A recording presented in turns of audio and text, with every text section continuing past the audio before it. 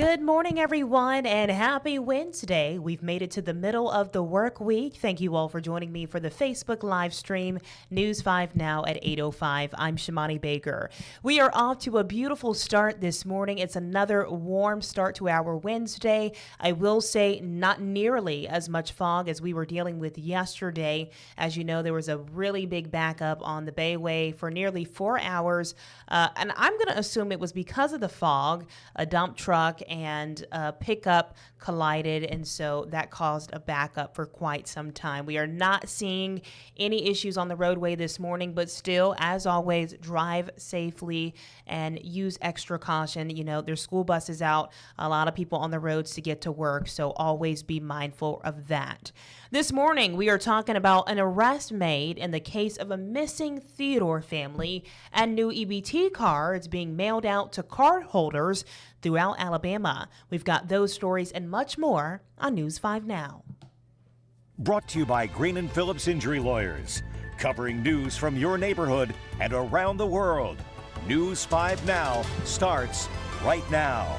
Well, you know the drill. We always start off with our big stories this morning. Number 5, the FBI has obtained a search warrant to seize hundreds of ballot boxes from the election office in Fulton County, Georgia yesterday. An investigation was launched into possible deficiencies in the vote count in the 2020 election, according to an unsealed affidavit. Number 4. The National Governors Association will not hold a formal meeting with President Donald Trump this year. Now, this decision comes after the White House had plans to invite only Republican governors to the event. The National Governors Association says its mission is to represent all governors. Number 3. An arrest has been made in connection to the disappearance of a mother and her 2 children in Theodore.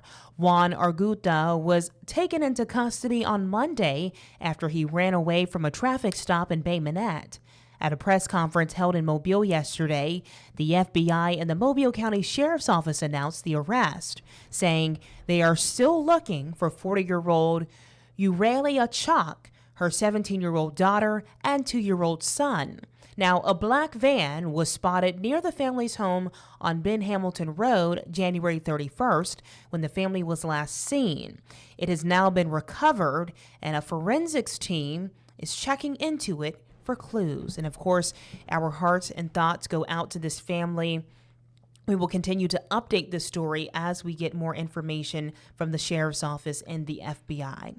Number 2 this morning, former Mobile Mayor Sandy Stimpson has been elected chairman of the Mobile Airport Authority. Stimpson is taking over for outgoing chairman Luckett Robinson, who said he's looking forward to working closely with the new chairman. And number 1 this morning, new chip-enabled EBT cards have been mailed out to card holders statewide by the Alabama Department of Human Resources. Both SNAP and the Temporary Assistance for Needy Families benefits will automatically be transferred to the new chipped EBT cards. Let's move things over today to our question of the day. Today, that question is, what are your spring break plans? Let's hear what you guys have planned this spring break. It is coming up soon.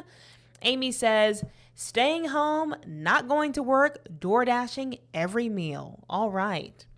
I am not mad about that one. Let's see. Birding and hiking. Okay. Mark says, not going anywhere near the Alabama beaches. Honey, they will be packed. So if you don't like crowds, it is best to stay away for spring break.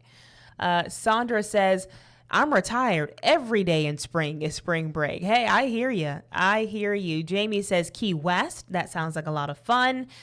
Someone else says Toronto. Ryan says, hopefully working. Me too, Ryan. There's no spring break over here for me. Jessica says, I'm in college, so homework and schoolwork as usual. Good luck, Jessica. Rob says, avoid the crowds. Larry says, I'm going to relax and enjoy some music. All right. Ooh, Greg says Bimini. Okay. That sounds like a lot of fun. Chase says probably Panama City and Destin. As someone who is from Okaloosa County, Destin is always a good option. Absolutely stunning beaches. And, you know, compared to some of the other places during spring break, not as packed. It's still packed, not as packed. Rick says working. Madison says trying to find a job. Cindy says Dollywood. Now, that's one place I have not been yet is Dollywood, and I hope I get to go one day. Jeff says Hawaii. Denise says camping. All right. All great ideas, folks. If you're watching us live, let me know what your plans are for spring break. I hope whatever you do, you have a lot of fun and you stay safe.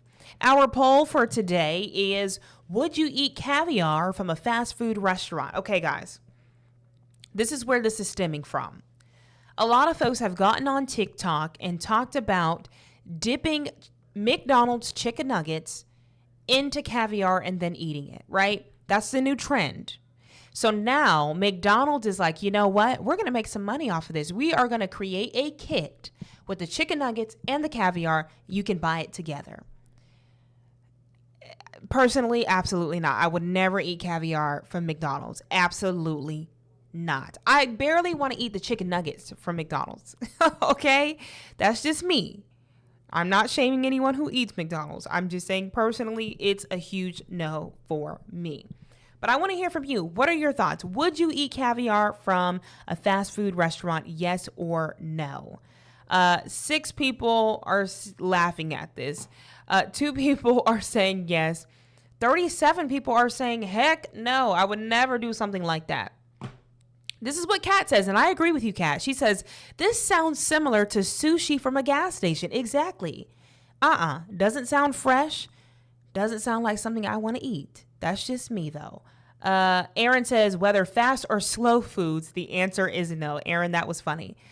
Kathy says, that would be a big old no. Debbie says, I don't want it from anywhere. No.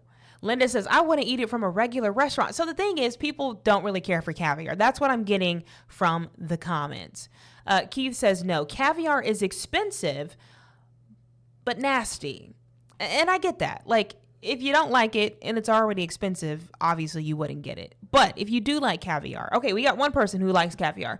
Ben says, I like caviar. I can't afford the good stuff very often, and I don't bother with the cheap stuff. That's fair. The cheap stuff is far too fishy and salty. But what fast food restaurant would serve it, and what possible quality could it be? It's McDonald's, guys. You can't get your hopes too high.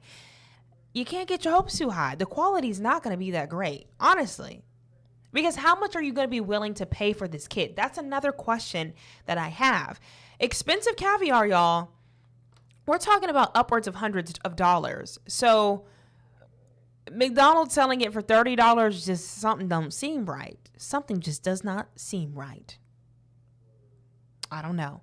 But whatever you decide, there's no right or wrong answer. We want to hear from you. Make sure you head over to our Facebook page and chime in on those questions and polls of the day. And I will share some of your responses right here on News 5 Now. Happy Wednesday again, folks. Good morning. I hope y'all have a great day ahead. As always, stay blessed, stay safe, and I'll see you back here tomorrow at the same time. Bye, y'all. Covering news from your neighborhood and around the world. You are watching News 5 Now, brought to you by Green & Phillips Injury Lawyers.